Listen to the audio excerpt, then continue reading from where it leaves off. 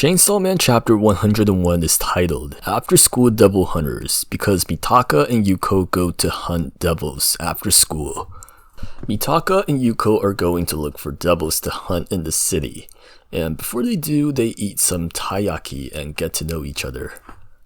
Yoshida isn't there because he skipped school for the day. Yuko revealed that both her parents were killed by devils, just like Mitaka's. She didn't say anything about a brother, so her being related to Kusakabe probably isn't true, unless Kusakabe is her dad. Yuko also said that she wanted to be a devil hunter to make money. We've seen from Himeno that being a devil hunter can be a lucrative career. Himeno lived in a luxurious apartment with a rooftop garden. Mitaka becomes quickly attached to Yuko, even agreeing to be her partner if they ever become devil hunters.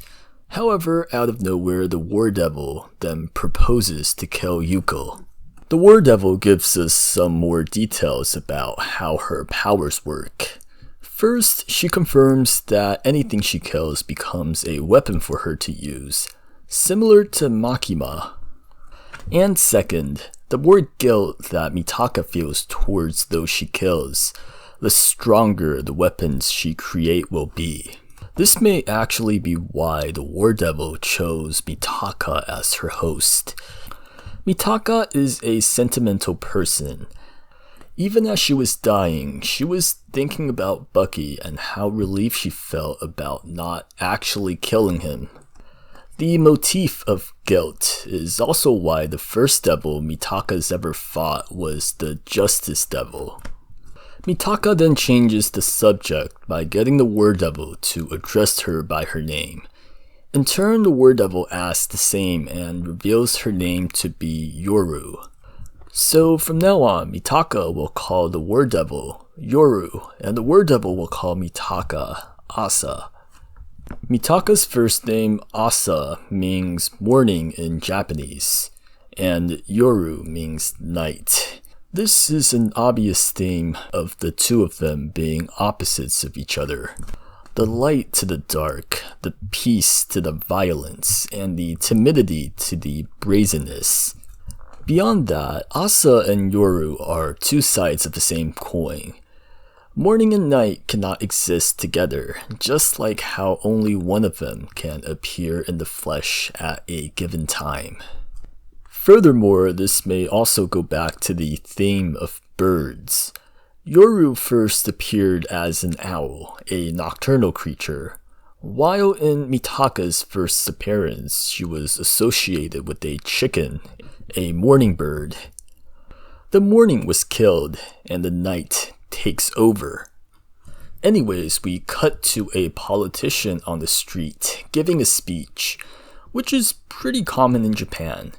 He talks about the dangers of devils, and he reveals that 7 out of 20 Japanese people die from devil attacks, or 35% of the population. Part 2 of Chainsaw Man so far has a lot of world building in it. In part 1, we mostly saw the world through the eyes of Denji and the other devil hunters, but from the past couple of chapters we see how the existence of devils affect normal civilians and the world of Chainsaw Man. The background art for part 2 has also been much more detailed. The ever-expanding megalophobia-inducing buildings has been present in every chapter, suffocating the characters. And I believe this is done to remind the readers of the theme of how insignificant an average person is in the world of Chainsaw Man. But I'll talk about that in another video. We cut back to Mitaka and Yuko. They run into the Bat Devil, who is morbing out on some random civilians. He smacks a guy off a building and then grabs another to chew on his arm. The Bat Devil's appearance is different from when Denji fought him.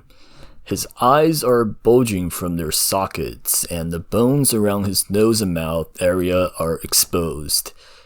His limbs are now hairless, and he no longer has the fur around his neck. Yoru tells Mitaka that they can't beat the Bat Devil, and that she cannot take over Mitaka's body when she is paralyzed with fear. Mitaka and Yuko try to retreat, but they are too loud and the chapter ends with the Bat Devil chasing after them. I've said in the previous chapter video that Fujimoto isn't someone that is concerned with doing certain events on certain numbered chapters, but I might be wrong about that. There's a bit of a parallel going on between Mitaka's journey and Denji's. In Mitaka's third chapter, she befriended Yuko, whereas in Denji's third chapter, he was kicking Aki in the balls. Denji fought the Bat Devil as his first serious opponent, and now Mitaka is also going to face the Bat Devil. Some people think that Denji or Yoshida might show up and save them next chapter, but I think Mitaka might just defeat the Bat Devil on her own. Fujimoto has a tendency to write his characters in seemingly impossible situations, only for them to push themselves to their limits and come out on top. That's it from me for this chapter. I might stop doing analysis videos for every Chainsaw Man chapter because there are going to be a lot of them. Instead, I will try to do more researched topics. I'm currently working on a video about the world of Chainsaw Man that should be coming out next week. If you enjoyed stuff like this, please consider subscribing. Thanks for watching.